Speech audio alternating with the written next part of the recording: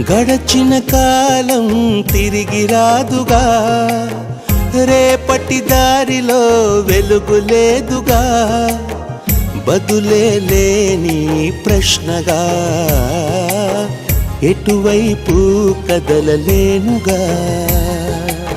మనసేమో నిన్ను మరువలేదుగా, మరలా నిన్ను కలవలేదుగా, క్షణమో మరణం సాక్షిగా